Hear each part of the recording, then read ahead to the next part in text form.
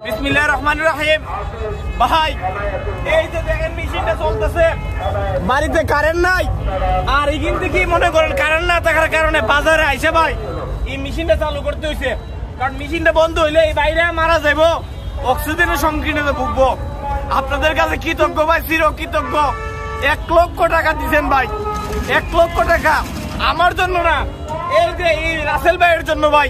এই রাসেল ভাইকে আমরা আজকে 1 লক্ষ টাকা দিব। কালকে ভাই হাসপাতালে যাবে, উনি হয়তো জীবনকে নতুন করে ভাববেন, হয়তো জীবনকে নতুন করে ফিরে পাবেন। শুধু ভাই আপনাদের বিনিময় হয়েছে 1 লক্ষ টাকা ভাই, 100 টাকা এই জগতে কেউ দেয় না।